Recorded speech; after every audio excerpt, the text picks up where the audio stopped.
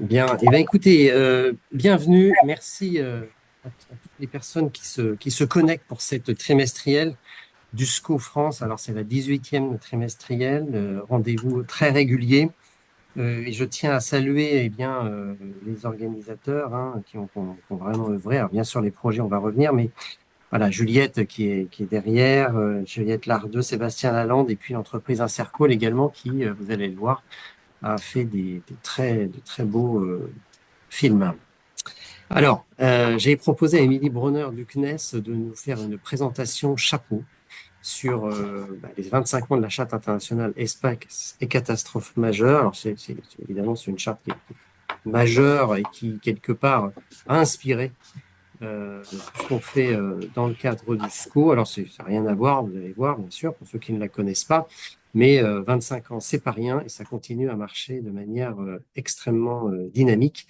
Et donc, c'est pour ça que voilà, j'ai demandé à Émilie de nous la présenter avec des problématiques qui croisent complètement je dirais, les intérêts du SCO, même si, bien sûr, ce sont deux systèmes complètement différents et qu'il ne faut pas confondre. Émilie, à toi. Oui, bonjour à tous. Merci Frédéric et merci Juliette pour l'organisation. Donc, moi, je vais vous présenter la Charte internationale espace et catastrophes majeures. Donc, comme disait Frédéric, à ne pas confondre avec la charte du SCO. On est sur deux thématiques différentes, mais souvent les gens confondent les deux projets. En tout cas, la Charte internationale espace et catastrophes majeures, c'est un accord international entre différentes agences spatiales qui ont décidé un jour de mettre en commun leurs données d'observation de la Terre en cas de catastrophe majeure, qu'elle soit naturelle ou technologique. Et donc cette charte a 25 ans aujourd'hui. Elle a été créée, l'idée a germé en 1999 par le CNES et l'ESA, et elle est devenue vraiment opérationnelle en 2000. Donc au début, il y avait deux agences. Aujourd'hui, nous sommes 17 agences spatiales signataires de cette charte et nous avons aussi 9 fournisseurs de données privées qui contribuent aussi à fournir des données en cas de catastrophe. Donc c'est un dispositif opérationnel depuis 25 ans sur la base de volontariat des agences ou des membres. Voilà, il n'y a pas d'échange de fonds entre agences. Chacun amène soit des satellites, soit un site web, soit voilà, chacun amène quelque chose à cette charte et on travaille tous ensemble. Donc le dispositif est opérationnel, c'est pour répondre à l'urgence, pour faciliter les opérations de secours, repérer très tôt en fait les événements, leur ampleur, et puis pouvoir fournir une réponse efficace et rapide pour en fait tout simplement réduire les dommages des catastrophes qui surviennent. Cette charte peut être déclenchée par les utilisateurs autorisés de tous les pays du monde. Donc, voilà, il y a une petite formation à suivre, etc. Mais en tout cas, tous les pays du monde peuvent déclencher. Si jamais ils n'ont pas encore ce statut d'utilisateur autorisé, les pays voisins ou les Nations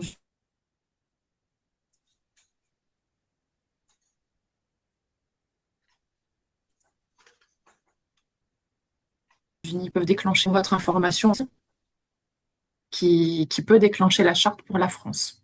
Voilà, et donc nous fournissons des données donc aux acteurs de la gestion de crise, donc les gens qui sont sur le terrain, et aussi aux décideurs de la gestion de crise, donc ceux qui vont devoir décider si on envoie des secours, quel est le montant de la reconstruction, si on envoie une aide humanitaire, etc.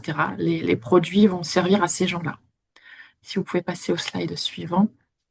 Donc en fait, la charte a quatre objectifs.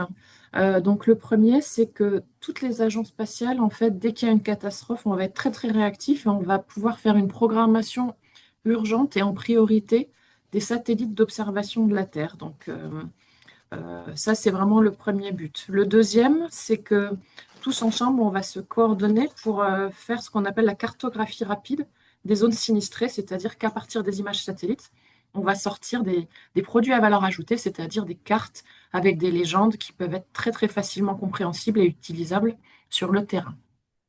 Troisième objectif de cette charte, c'est que du coup, ce service est mondial. Voilà, il peut être déclenché partout dans le monde à n'importe quelle heure et on couvre toutes les zones sans exception. Et dernier point qui est très très intéressant pour tous les signataires de la charte, c'est que les agences spatiales fournissent gratuitement les images satellites et les produits aux pays sinistrés qui ont besoin de ces informations et qui sont ou ne sont pas équipés de moyens spatiaux. En tout cas, il y a vraiment un but humanitaire à tout ça qui est la gratuité des informations. Ensuite, je vous mets quelques chiffres clés qu'il faut avoir en tête, qui sont tout simplement que cette charte est un témoin des conséquences du réchauffement climatique parce que voilà, on voit il y a des catastrophes qui augmentent en nombre. Donc on a à peu près eu 1000 activations de la charte depuis l'an 2000 dans 143 pays du monde et on voit que ce chiffre est en forte hausse là, depuis vraiment les 5 dernières années, ça monte un peu vertigineusement. On est aussi donc, grâce à ces agences membres et ces partenaires privés, on a potentiellement donc 270 satellites qui sont contributeurs, c'est-à-dire qui peuvent être activés de jour comme de nuit pour être vraiment utiles en cas de catastrophe.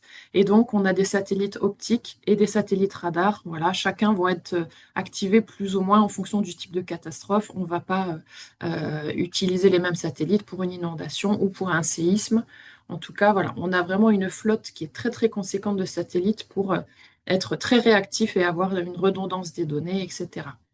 Ce qu'on peut voir, nous, dans les activations de la charte, c'est qu'il y a 75% des activations qui concernent des phénomènes que j'appellerais hydrométéorologiques, c'est-à-dire vraiment liés au changement climatique. Donc, on a la moitié des activations de la charte qui concernent des inondations, on a 15% qui concernent des tempêtes, et ensuite, on a aussi beaucoup de déclenchements pour des feux, après des sécheresses, par exemple, ou alors des glissements de terrain qui surviennent après des pluies diluviennes. Voilà, donc tout ça, c'est vraiment le cœur des activations de la charte et malheureusement, voilà, ces chiffres sont en hausse. Et donc, la charte ne peut être activée que pour des catastrophes majeures. Donc, il faut vraiment que ce soit d'une grande ampleur, qu'il y ait beaucoup de pertes humaines ou d'impact sur l'environnement ou les infrastructures pour que ce soit considéré comme majeur. Et donc, on s'occupe des catastrophes naturelles ou causées par l'homme. En aucun cas, on va aller regarder ce qui se passe du côté des conflits armés ou des choses comme ça. Si on peut mettre le slide suivant. Donc voilà, donc la charte en fait produit trois types de produits. En fait, ce qu'on va faire, c'est qu'on doit fournir dans les meilleurs délais sur le lieu des catastrophes des images satellites qu'on aura programmées. Donc vraiment, c'est ce qui se passe le plus rapidement dès qu'on a une activation de la charte. Ce sont des images satellites qu'on va avoir et qu'on va livrer aux demandeurs en quelques heures, donc pour tout simplement constater les dégâts. Ça, c'est le premier but de la charte. Le deuxième but, c'est en fait d'aller aussi leur livrer des images satellites d'archives, c'est-à-dire que on a une vue de ce qui se passe après la catastrophe, mais c'est très bien de savoir quel était l'état de la situation et de la zone juste avant la catastrophe pour faire des avant-après et voir vraiment les zones où il y a eu une détection de changement. Et on peut mieux évaluer les dégâts quand on a aussi les images d'archives.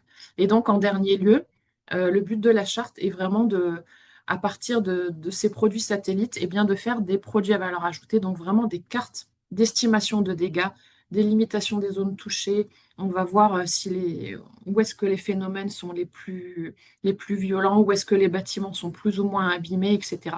Et donc là, pour ça, on a des services de cartographie rapide qui travaillent de jour comme de nuit pour là aussi fournir très très rapidement ces produits aux utilisateurs finaux. Et comme ça, on voit si les ponts sont coupés, si les aéroports sont praticables, etc. Là où il y a des zones de rassemblement de population pour envoyer de l'eau et des vivres. Voilà. On a vraiment ces trois types de produits qui sont la matière première de notre travail au sein de la charte et qui aident à sauver des vies, nous l'espérons.